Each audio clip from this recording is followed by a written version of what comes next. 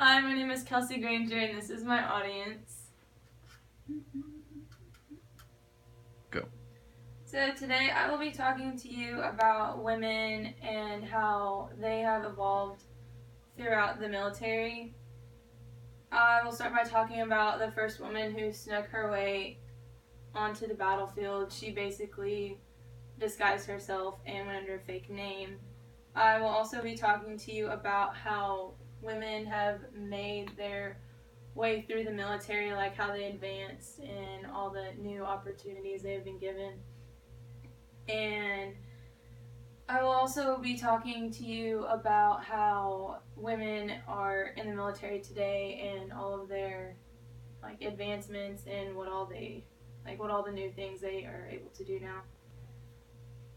The first thing I'm going to talk to you about today is how women have made their way into the military. And the first war that women actually got to fight in was the Revolutionary War. Not many people know about that. I will honestly admit that I had no idea about this. I wasn't even taught this in high school. But the first woman to join the military was in the Revolutionary War. Her name was Deborah.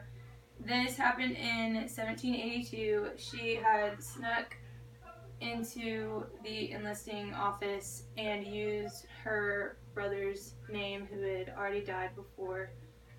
So she basically went under a fake name to join the military because she thought that she deserved to serve her country as like other men. She had successfully hid her identity for 17 months, which everyone has seen the movie Mulan. She basically had to disguise herself like Deborah did. And she was only wounded in battle twice, which I feel is an accomplishment as a woman. Seeing as, no disrespect, like some men died or were severely wounded, and Deborah was only wounded twice and was able to live and come back to her family. So Deborah was So after Deborah returned back to her family, the military found out that she had enlisted under her deceased brother's name and that she was a woman. So after that, they had made it to a point where they had to check to see if people were who they really said they were, instead of enlisting under a fake name like she did. After this, it kind of made it clear that women were not supposed to be in battle at all. So since women could not serve in battle, they had to find other ways to serve their country, but became more involved as the years went on. Women really were kind of just set to do the stereotypical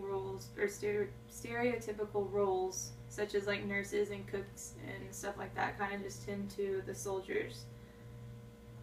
They mainly did this during earlier war times before women actually had rights and could actually serve for their country by fighting.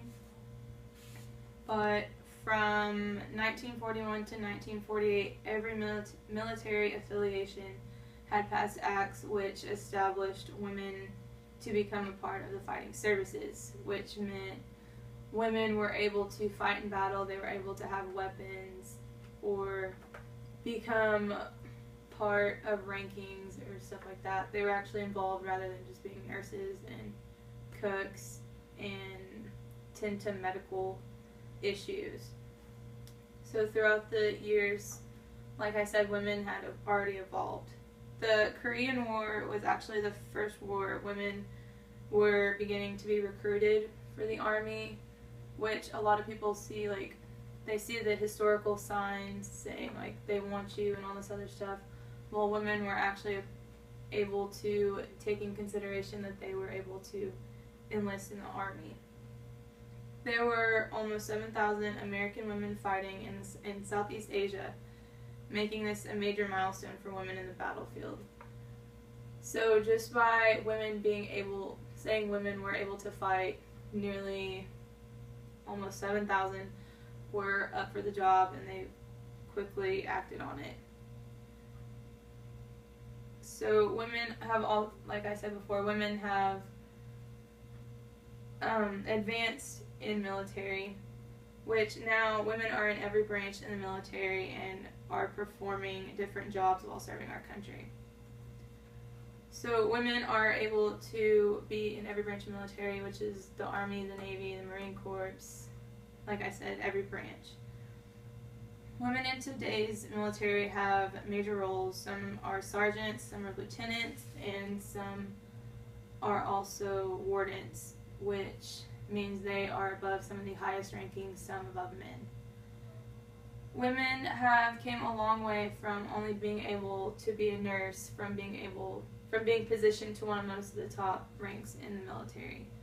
Like I said, they're above men, they're above anybody they want, basically, depending on how their acts are in battle.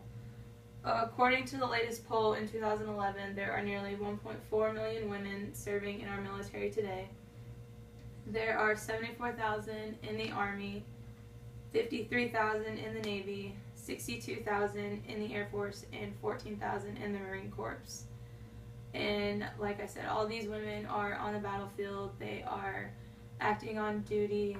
They are able to actually serve rather than just sit behind and watch. In conclusion, women have served our country well and have made their way through history. I have told you about the first woman to join the military, how women have evolved in the Army, and how women are currently serving in the Army today. Hopefully this will give you an idea how women are evolving in today's world.